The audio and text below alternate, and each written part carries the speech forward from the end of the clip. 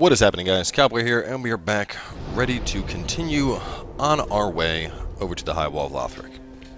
So there are quite a few items of interest in this area. Some of the basic stuff, of course. There's embers, gold pine resin, souls, firebombs, black firebombs. Outside of that, some more significant items, such as the longbow, binoculars, a club, claymore, and then the deep axe as well. There's also a shield. I can't remember what the name is specifically, but there's a shield and then another sword we can get in some of the chests down in an area. And we get our first NPC that we recruit back to the shrine here as well. So quite a bit. As I mentioned, this will likely be a two-parter episode. We're going to just run straight on through, show you guys all the stuff, knocking out enemies. I honestly don't think I'll die. I mean, that's a really bold statement, so we'll see, but I'm feeling confident here. Alright, so just run on down and get to that bonfire. Now, you actually want to go that way towards the big petrified dragon. Despite that, we're going to go to the right first just to grab the longbow and kill one of the abyss beasts, get ourselves some items. So there's an archer right here. Take him out. No point letting him give you any trouble. From there, drop down that way.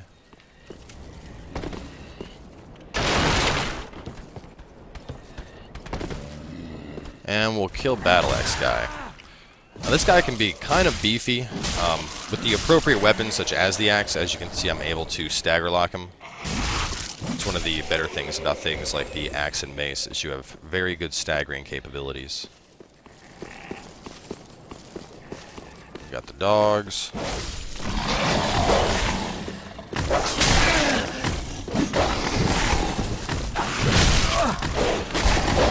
Full arm guy giving me a little bit more trouble than I thought he would.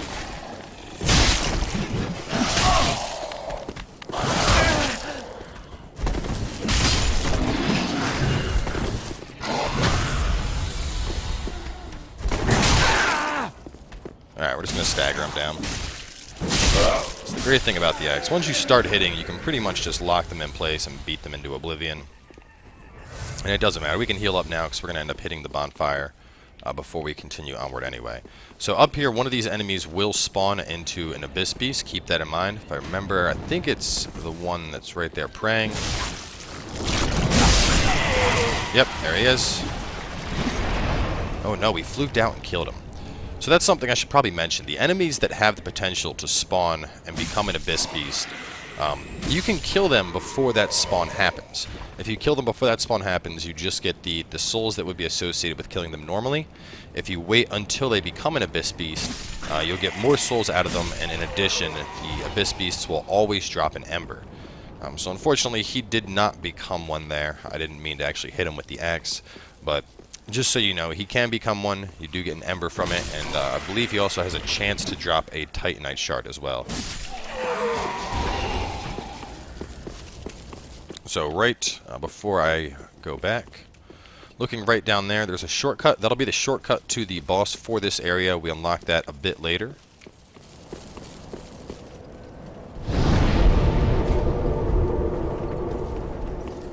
Now we're going to continue onward. Now, all these enemies that are praying, you can largely ignore them for the most part if you want. I kill everything. It's just like, it's just the way I play the game.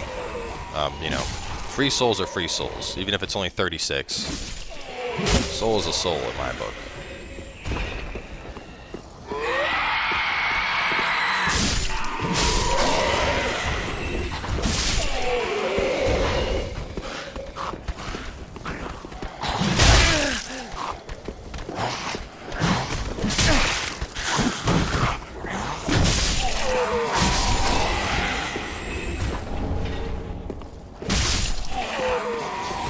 I think that's everybody dead.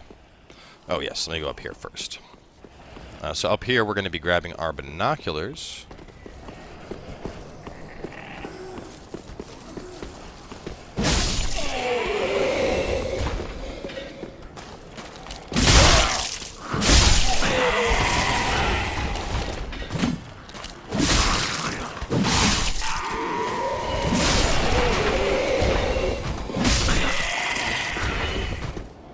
There's also going to be an enemy up here kind of waiting to trick you. You can see a spear right there. just hesitating for just a moment like we did right there. You can see it allowed us to avoid him completely. There we go. And there's our binoculars. Feel free to roll through boxes if you know you want to.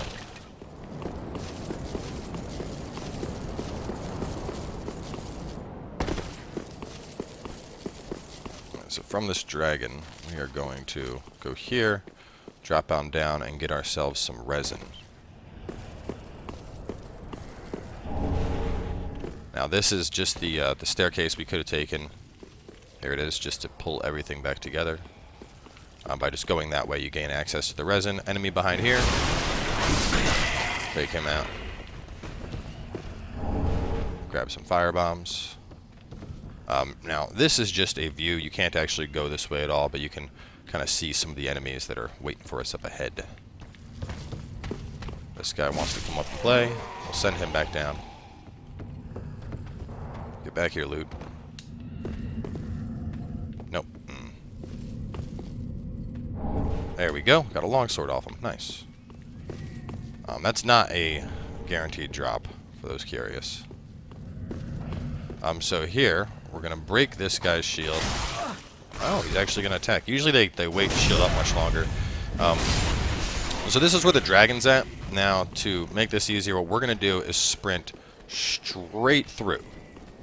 Once you get up here, the dragon will fly in and start breathing fire. So run straight through, get the door open. You can see the dragon is already torched the majority of enemies that are right here. Now, there's quite a few items here. If you stick back here as we are right now, if we stay in this spot for a while, he should stop breathing fire. So there's some other things we're going to take care of in the meantime while we wait for that. But you can get both a club, a claymore, and some embers there. So right here, this is the first mimic you encounter. I would suggest hitting it as hard as you can. It does drop quite a good weapon for early on. Oh, wow. So I do a full charge forward. I was expecting to just do a good old-fashioned regular chop there.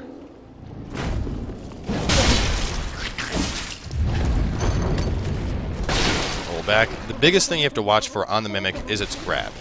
It has a grab attack. You'll notice it when it rears back right there. Right when it kind of leaned its head back, that's when it's going to try and grab you. If it grabs you, chances are you're going to die. So don't let it grab you. This should drop us a deep axe. Deep battle axe. There we go. Beautiful weapon for the current build. Just to compare things. Actually, we'll put it on to give it a better comparison. As you can see, looking at it, the other axe has a little bit more resistances and better scaling, but this one has been infused with deep. Now, the good thing about that is that early on, as you can see, looking at my weapon attack power, we're looking at 145 against 207. So it is a pretty significant boost in our damage for this early in the game. Sounds like he is still just going to town with breathing that fire. We're going to go this way and open that door first before we do anything with the dragon.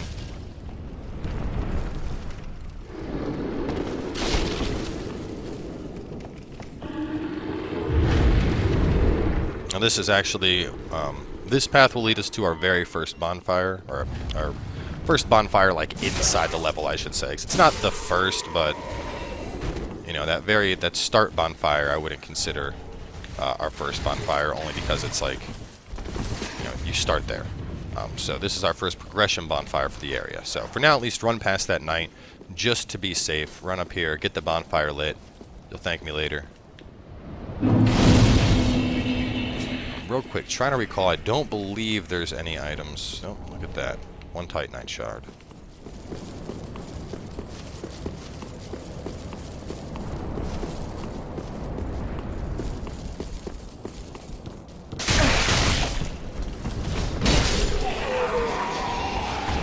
Nothing like a little accidental plunging attack.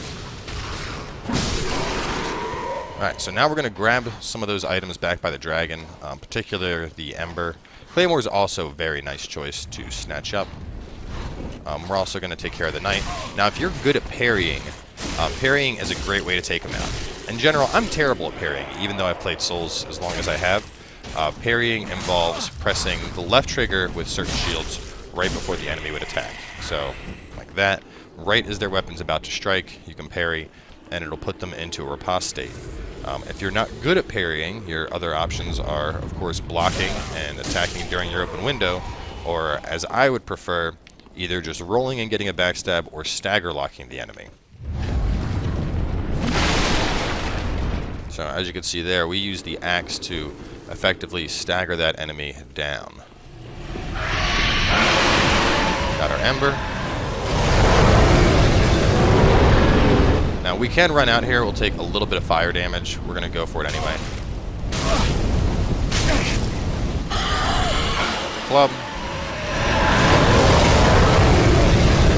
And back there we can see the claymore. Now we are going to run to get the claymore.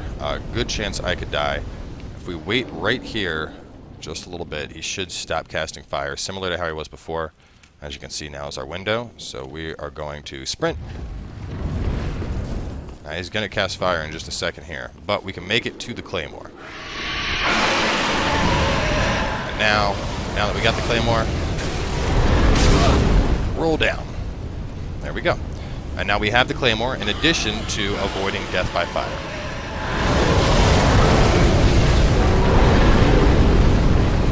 So just to show you the claymore, I actually don't have the dex requirements for it, but claymore's a really solid weapon. It's a great sword, so it's going to swing a little bit slower, just to kind of put it into perspective, even though I can't effectively use it. You know, very wide sweeps on it.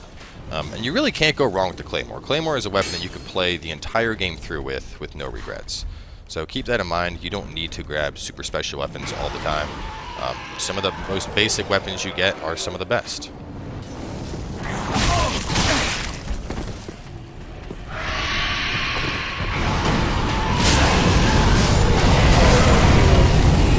There we go. So just by being here, you can see the dragon has changed his attention. He's now flaming this area instead of up top.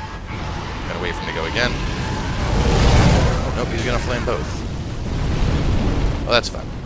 To avoid the flame on the bottom, the easiest thing to do is just run, jump from here, and then you can continue rolling on up, and we have successfully avoided the flame.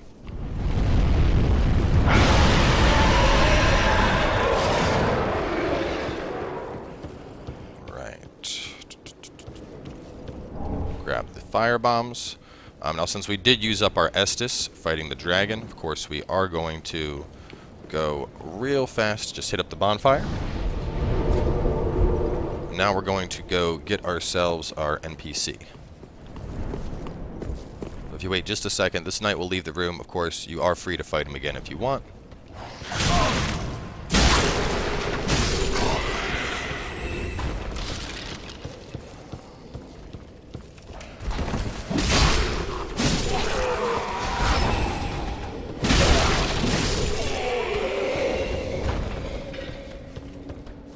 Alright, so from here, this is going to be the actual way to progression.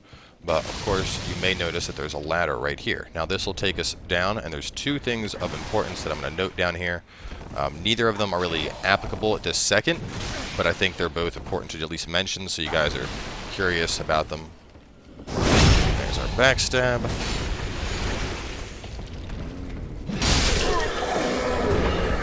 Halberd, thank you, sir. So right here, we are going to get our red cracked eye orb. This is locked for now. There will be an NPC that appears back at Firelink Shrine that'll give us the key to go down there. We go through this path to actually get our first NPC, but he is behind a cell that's locked, and we need a key to open that cell. So we're going to go grab that key right now, and then we'll come back and we'll release him, and that'll likely be the cutoff point for this episode. So as you come up here, check to your right first.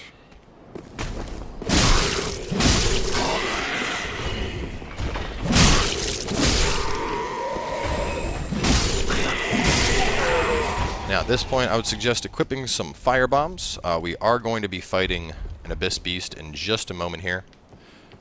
One of the middle enemies right there will transform, and you'll see that transformation as soon as we get close. That's kind of the purpose of this item. They want you to be like, ooh, what's this? Fire bombs. And then once you start approaching, as you can see, it now transforms. Now getting within melee range of these things is kind of dangerous. They have very wild attacks.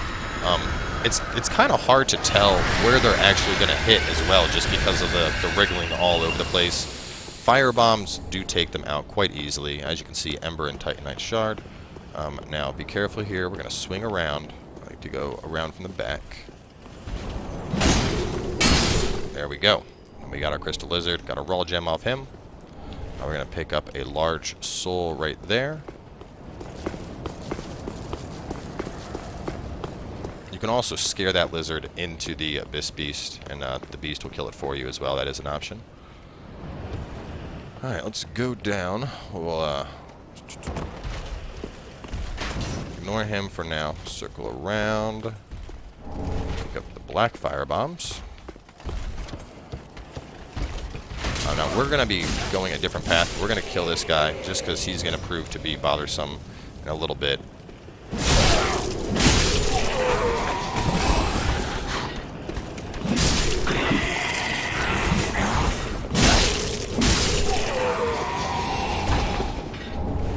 Fire bombs. Now this is where we want to go, but before that we need to, of course, go take care of the issue with the NPC.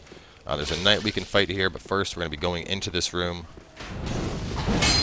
Take out Archer friend here. Take out his friend as well.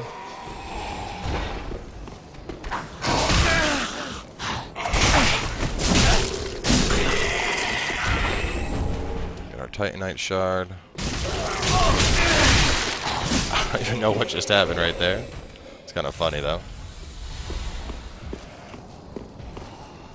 And there is also an enemy behind all those pots. So take him down. Got our Undead Hunter Charms. You can use those to prevent enemies from healing. Now we got the shield guy. So if you're feeling confident, that's how you parry. And as you can see, putting an enemy into a riposte, it's a ton of damage. If it doesn't instantly kill them, it'll get them low enough to where you can follow up with 1 or 2 hits and kill them. Now that's just a general rule for regular enemies. Many enemies that won't be the case, but in general, ripostes are extremely deadly. So we're going to be going this way and grabbing some loot, but before that, just to make our life easier, you weren't supposed to run out just yet, sir. Kill him. Grab the broadsword. Broadsword is a really solid weapon choice early on. If you don't have the deep battle axe or you don't want to fight the mimic, you know, broadsword I actually considered using for a lot of my Let's Play. Now we're going to go this way real fast, kill some things, and then we're going to go up top.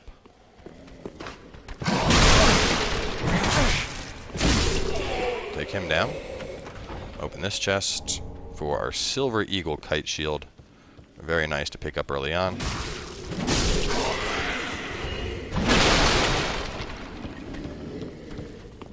Now that we have the shield, now we're going to go back up top to that area.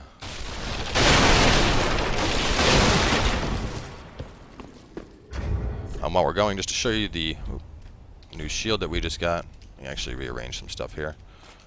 The great thing about the Silver Eagle is it is a 100% physical shield, which is quite awesome. Our starting shield was 86, the East-West was 55. So having a 100% physical shield, especially this early in the game, it really is a boon for your character, because you can effectively block out attacks completely, making your life a lot less stressful when fighting enemies that hit hard.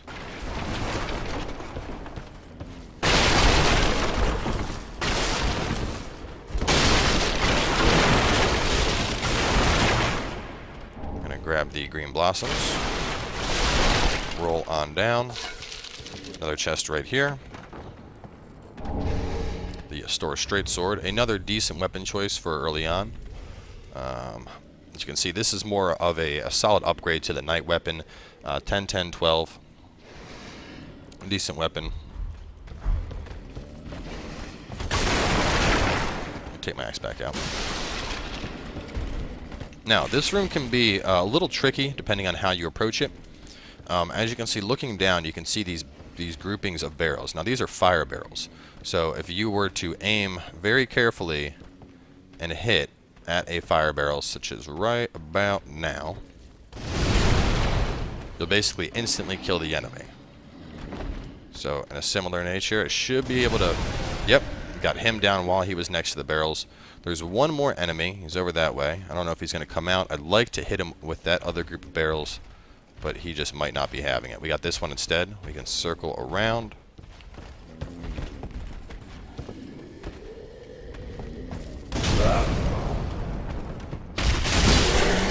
Plunging attack is more than sufficient to take him out. No. Oh, man, that was close. I almost threw it into those barrels.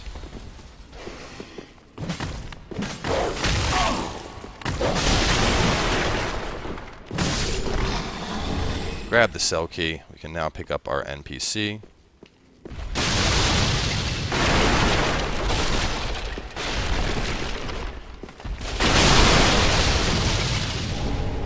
Grab our Estus shard.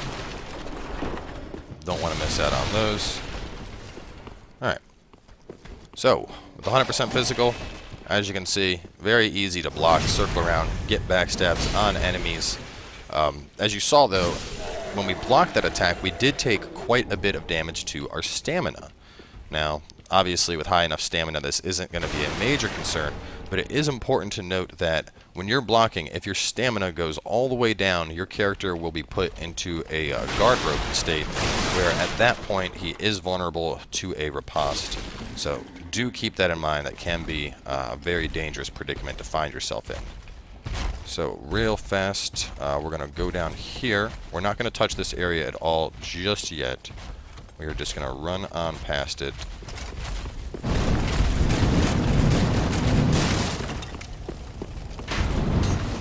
Run past this as well.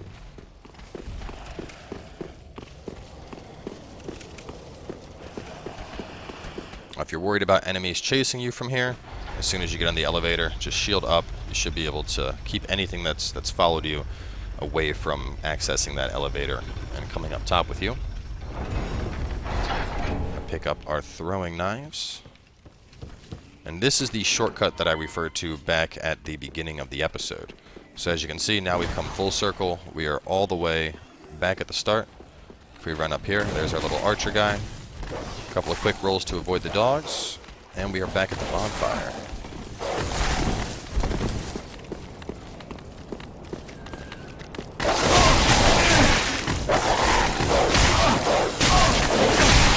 God, these dogs are brutal. No, you will not be my first death. I refuse.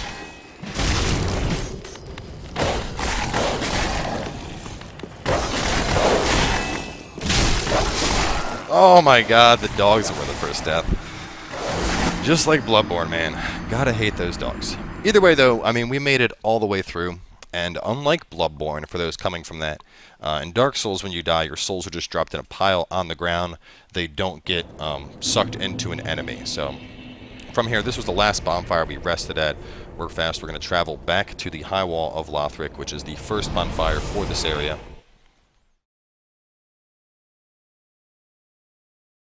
We're going to pick up our souls, and we're actually going to wrap up right here.